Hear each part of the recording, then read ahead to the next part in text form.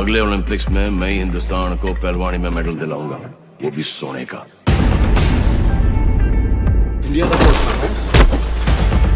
तो ऐसे नहीं मिलता, इंडिया का कोट कमाना पड़ता है।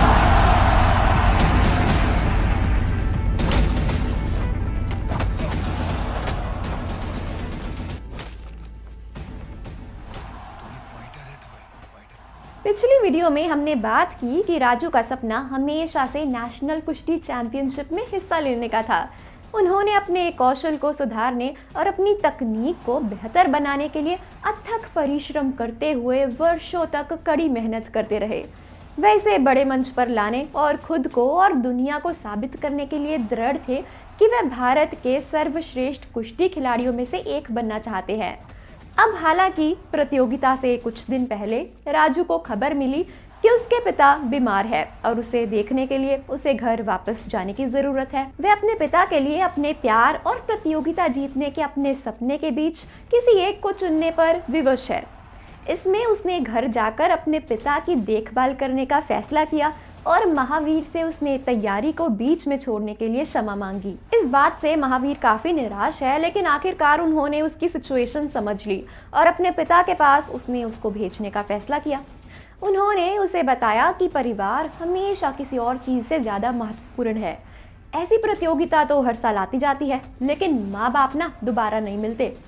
इसी के चलते राजू अपने गांव मेवात वापस आ गया और उसने अपने पिता की देखभाल की।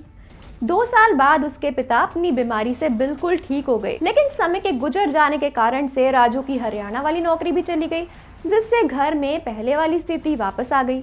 घर में कोई काम करने वाला नहीं था, इसलिए राजू ने दोबारा से रिक्शा चलाने का काम शुरू किया। वो रोज मेवात से तेजारा और तेजारा से मेवात सवारी लेकर आया करता था। इसी के चलते अपने माँ बाप की इच्छा को देखते हुए राजू ने अपने ही गाँव की लड़की विभा से शादी कर ली। विभा 19 साल, गोरा रंग, बड़ी बड़ी आंखें, जो साड़ी पहनना पसंद करती थी, उसके साथ उसने शादी कर ली और अपनी जिंदगी को आगे बढ़ाने का फैसला किया। इसी के चलते विभा ने ग्रेजुएशन के साथ कंप्यूटर में भी डिप्लोमा कर रखा था। कुछ दिन बीत जाने के बाद विभा ने राजू से कहा कि क्यों ना ये लोग एक कंप्यूटर घर के बरामदे में रखकर अपना काम शुरू करें। राजू को ये आइडिया अच्छा लगा, लेकिन उसके पिता का कहना था कि आखिरकार इसकी जरूरत ही क्या है, घर के खर्च तो अच्छे से चल रहे हैं। तब विभा ने कहा, पिताजी अब राजू की ना उम्र बढ़ रही है और जाने कब तक ये रिक्शा चला पाएंगे, घर से अपना काम करेंगे तो इनके काम में मैं भी उनका हाथ बटा सकती हूँ। तो क्या राजू की पत्नी अपने पति का सपना पूरा करने में उसकी मदद करेगी या बाबूजी की तरह मना करेगी? हमें कमेंट सेक्शन में ज़रूर बताएं। और इसी के साथ हम फिर मिलेंगे एक नई वीडियो के साथ। तब तक खुश रहिए, सेफ रहिए, बाय।